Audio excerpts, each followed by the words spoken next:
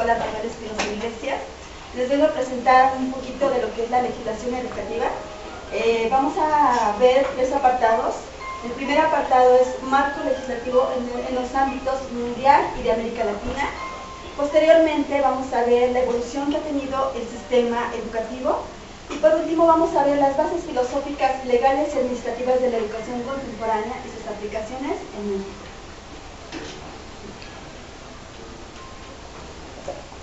Bueno, dentro del marco legislativo a nivel mundial, con la necesidad de mejorar la educación a nivel mundial y de América Latina, se ha tratado de que la educación de calidad sea un poquito mejor y contar con el marco legislativo que regule y se ajuste primero a las necesidades de cada país y después a las de nivel internacional en todos los ámbitos. Para ello deben generarse políticas públicas donde esto sea pertinente, donde se busquen construir perfiles profesionales de egresados que participen en el desarrollo de sus comunidades y de su país. ¿A qué se refiere esto, compañeros? Bueno, que nosotros vamos a tratar de especializarnos y dar las áreas que nos corresponden. No simplemente vamos a dar, si nos toca matemáticas, vamos a dar español, ¿no? Sino vamos a estar especializados en cada área que nos vayamos a especializarnos, ¿sí? Es necesario considerar el derecho de la educación como eje rector del desarrollo del ciudadano y del país, donde el Estado está obligado a garantizar este derecho, con alcances de tal dimensión que cubra a toda la población, no importando ideologías, jerarquía social. ¿A qué se refiere, jóvenes, maestros? Perdón. Estamos jóvenes. Bueno, jóvenes. Bueno, que aquí para la educación no nos va a interesar si tienen diferente idea de culto, que tengan diferente lengua, que sean de diferentes características, sino aquí todos vamos a ser iguales, porque la educación es igual para todas las personas. En América Latina se han hecho esfuerzos y han sido suficientes para que la intención se convierta en realidad. Veremos entonces la intervención legislativa de organismos locales, nacionales e internacionales para garantizar y mejorar este derecho. Ahora bien, en cuanto a las intenciones de atender ciertas carencias, López menciona tendencias generales en la nueva legislación sobre el derecho a la educación en América Latina. Uno de ellos es el pasaje desde políticas orientadas a garantizar el acceso a la escuela hacia otras para poner énfasis a la igualdad en los logros educativos. Lo que se había mencionado, igualdad en educación para todas las personas, los niños, los adolescentes. Consolidación de un discurso que se centra en la educación como derecho, prevaleciendo una visión de la educación como formadora de ciudadanos con una gran capacidad formadora, asentando en valores como la solidaridad o la tolerancia. Que la educación es un bien público y un derecho personal y social garantizado por el Estado. Es un derecho personal porque es para cada uno de los ciudadanos y social porque puede llevarlo a cabo todas las personas, ¿sí? De igualdad, de inclusión. Aquí la inclusión ahorita está tomando más relieve. Vamos a tratar que todas las personas se incluyan en cualquier ámbito. Por ejemplo, podemos mencionar que las personas grandes pueden incluirse en cualquier ámbito educativo, a lo mejor dejaron de estudiar y pueden incluirse, ¿sale? Permanencia, integridad, asistencia educativa a población pobre, gratuidad, calidad, participación, libertad de enseñanza y libertad de cátedra, laicidad y universalidad. Y por lo tanto, lo central de esto es que el Estado sea responsable y garante del acceso de todo individuo a este derecho, incluyendo también a la expansión presupuestal dispuesto por la ley del financiamiento y de egresos.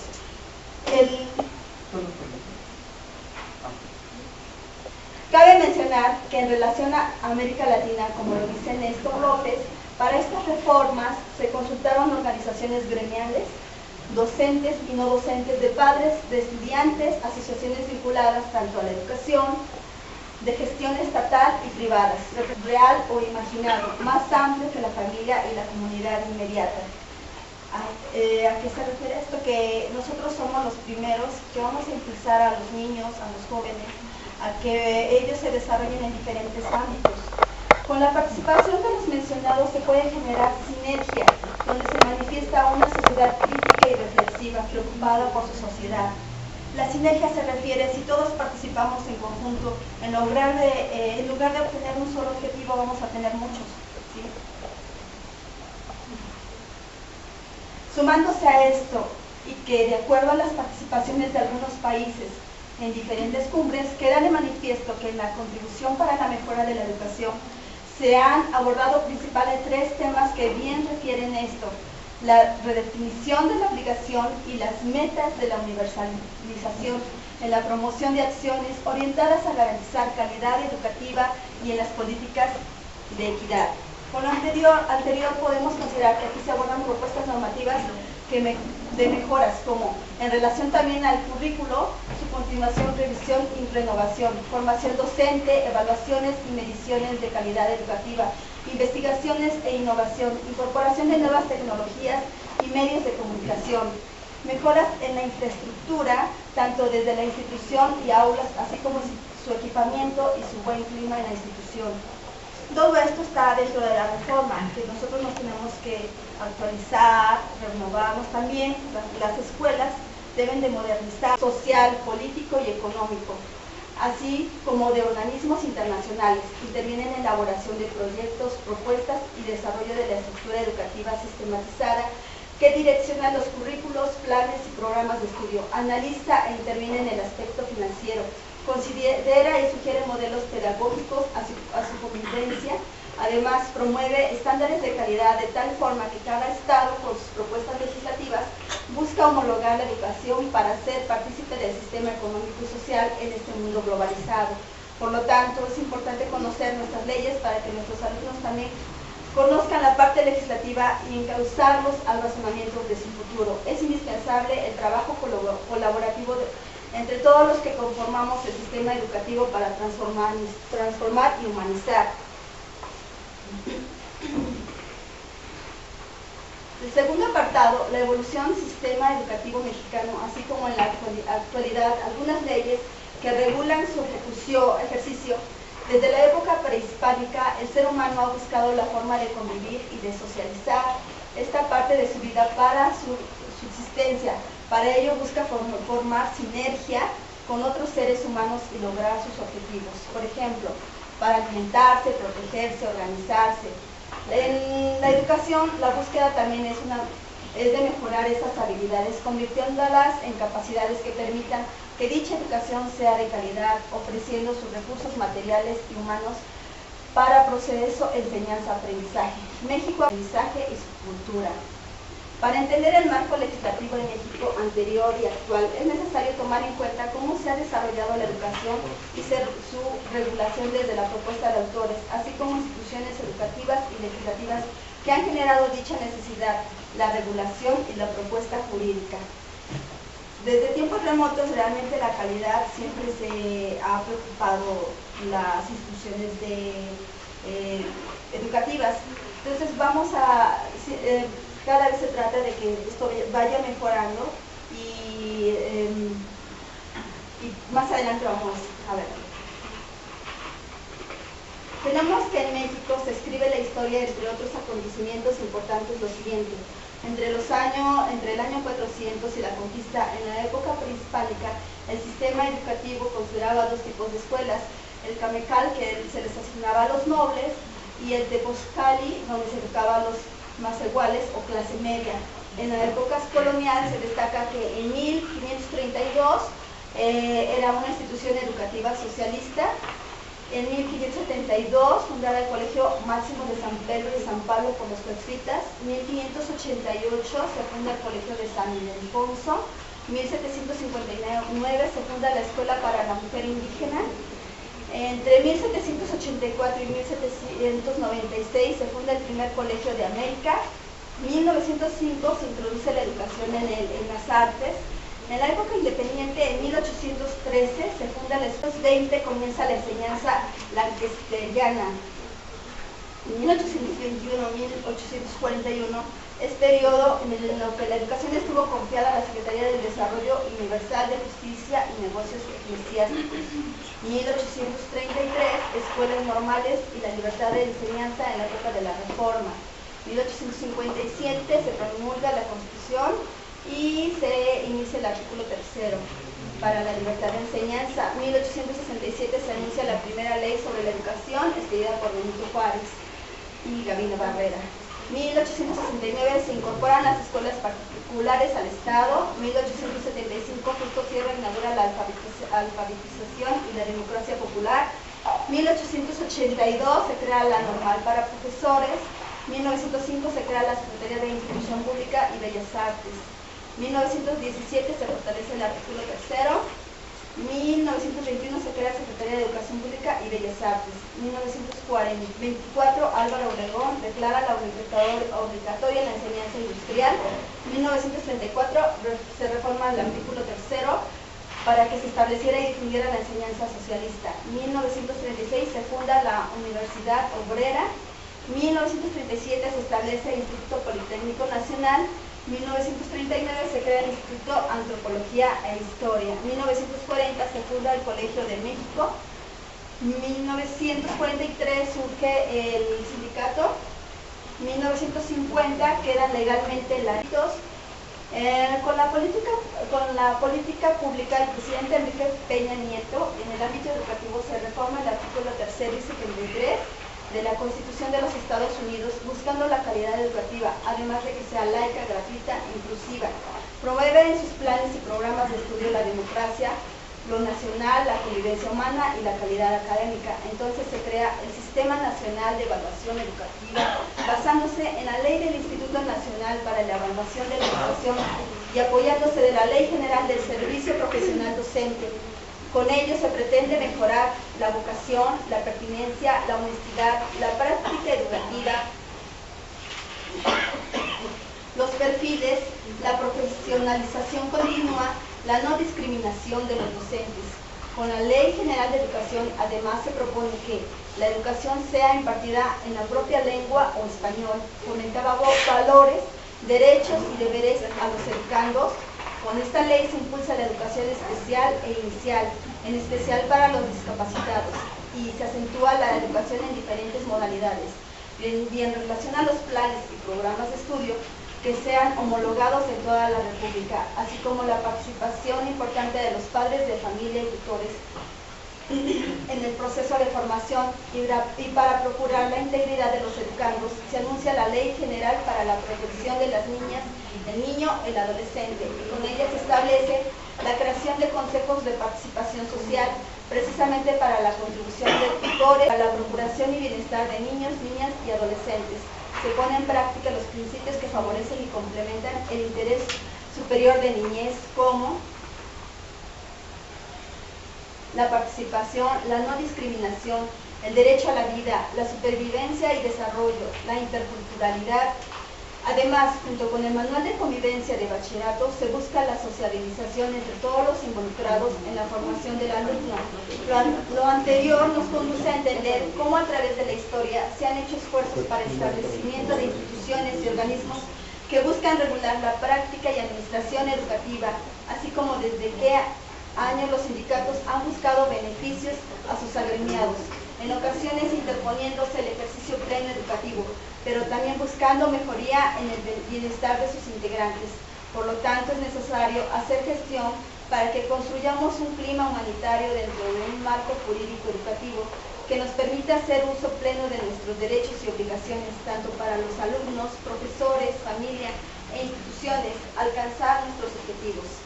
Pues aquí se trata de que todos nos integremos, alumnos, maestros, directivos, personal administrativo, todos nos vamos a integrar para que la educación sea una educación de calidad y buscando siempre la mejoría tanto de los alumnos como de los docentes. ¿Cómo va a ser esto?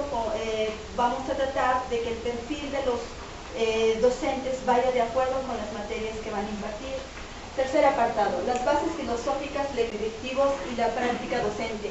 Durante el desarrollo de las actividades encomendadas se ha puesto de manifiesto lo trascendental que resulta el conocer el marco legislativo de la educación.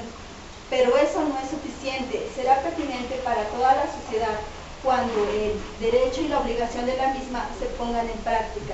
Por lo tanto, es de vital importancia destacar los principios filosóficos, legales y administrativos que fundamenta su funcionalidad y ejercicio de la población.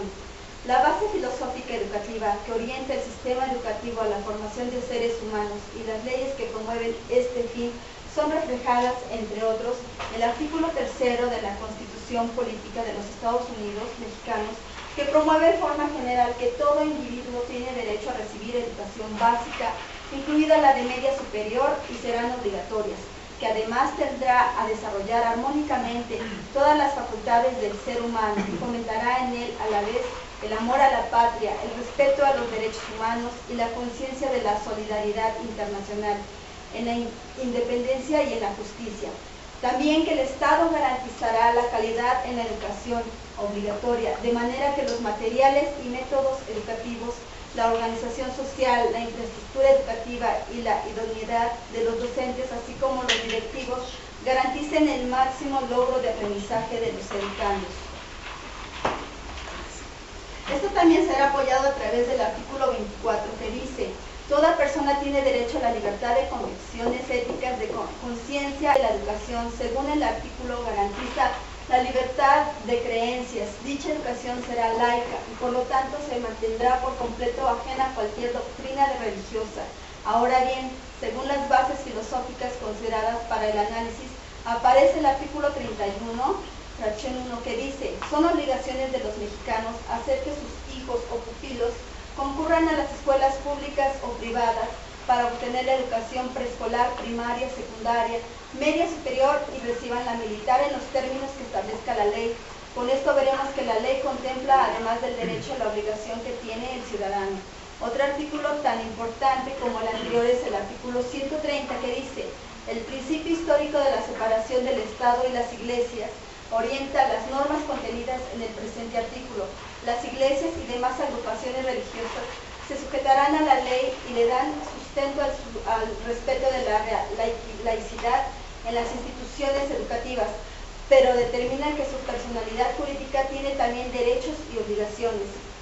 Las bases legales de la educación se fundamentan a través de la Ley General de Educación, otorgándole certeza jurídica a los principios filosóficos, a las autoridades y a los sujetos que intervienen en el proceso educativo. Para ejemplificar la relación de algunos artículos, como lo mencioné anteriormente, se propone: artículo 1, esta ley regula la educación que imparte el Estado. Artículo 2, además de que todo individuo tiene derecho a recibir educación de calidad y por lo tanto todos los habitantes del país tienen las mismas oportunidades de acceso a prestar servicios educativos de calidad que garanticen el máximo logro de aprendizajes de los educandos. Cuarto, derecho a educación básica y la obligación de los mexicanos a hacer sus hijos o pupilos menores de edad que la cursen. Quinto, la educación que el Estado imparte será laica. Sexto, la educación que el Estado imparta será gratuita. Séptimo, nos dice que los hablantes de lenguas indígenas tendrán acceso a la educación obligatoria en su propia lengua y español. También este artículo se promueve fomentar la educación en materia de nutrición y estimular la educación física y la práctica del deporte. 12. Nos dice que la exclusividad a la autoridad educativa federal para la actualización y formulación de los planes y programas de estudio para la educación normal y demás de formación de maestros de educación básica, así como elaborar y mantener actualizados los libros de texto gratuitos. 21. Para garantizar la calidad de la educación obligatoria brindada por los particulares, las autoridades educativas evaluarán el desempeño de los maestros que prestan sus servicios en estas instituciones y según para este fin, el 29 corresponde al Instituto Nacional para la Evaluación de la Educación. 32. Se menciona que se busca una mayor equidad educativa, así como el logro de la efectividad, igualdad en oportunidades de acceso y permanencia de los servicios educativos. 37. Se organizará bajo el principio de respeto a la diversidad a través del sistema que establece un marco curricular común a nivel nacional. 39. El sistema educativo nacional queda comprendido a la educación inicial, la educación especial y la educación para adultos. La Secretaría determinará los planes y programas de estudio aplicables y obligatorios en toda la República. 54. Los particulares podrán impartir educación en todos sus tipos y modalidades. También en esta parte el artículo 65 menciona que son derechos de quienes ejercen la patria potestad o tutela obtener inscripción en escuelas públicas para que sus hijas, hijos o pupilos menores de edad que satisfagan los requisitos aplicables reciban la educación preescolar, la primaria, la secundaria y la media superior, así como colaborar con las autoridades escolares para la superación de los educandos y en el mejoramiento de los establecimientos educativos, y la forma para las asociaciones de padres de familia y de los consejos de participación social, y participarán la colaboración de maestros y padres de familia para salvaguardar la integridad. Ahora bien, es necesario considerar en la parte administrativa del derecho lo siguiente: los principios rectores corresponden a la ciencia del desarrollo administrativo, y a partir de esto mencionaremos que la dogmática tiene un cimiento en tres ideas, en cómo a los cuales los principios serán operados: la administración pública como sujeto y como función, la acción administrativa y el administrado. Con lo anterior se puede contemplar que las bases administrativas que se establecen en la educación, que tanto directivos como administrativos y personal docente son servidos, y esta también considera el desahogo que otras leyes hacen hacia ella, independientemente de sus consideraciones particulares, hechos y consecuencias jurídicas. Canalizan otros casos jurídicos para su atención, proceso y ejecución por ser parte del derecho administrativo. Así tenemos, por ejemplo, que la ley del Instituto Nacional para la Evaluación de la Educación, en su apartado de las responsabilidades y faltas administrativas, artículo 65, se menciona que serán causas de responsabilidad administrativa de los servidores públicos por incumplimiento de las obligaciones establecidas de la ley la siguiente: negarse a proporcionar información, ocultarla, alterarla, destruirla o realizar cualquier acto u omisión tendientes a impedir los procesos de evaluación. Otro ejemplo es la Ley Federal del Procedimiento Administrativo, artículo 82, que dice: el recurso de revisión versará exclusivamente respecto de la aplicación correcta del proceso de evaluación. En su desahogo se aplicará supletoriamente la Ley Federal del Procedimiento Administrativo o legislación correctiva de las entidades federativas, según corresponda. Otro ejemplo que se entiende, la propia Ley de Educación en el apartado administrativo dice que en el artículo 75 se menciona que son infracciones de quienes presenten servicios educativos por expedir certificados, constancias, diplomas o títulos a quienes no cumplan los requisitos aplicables, también por ocultar a los padres o tutores las conductas de sus alumnos que notablemente deban ser de su conocimiento.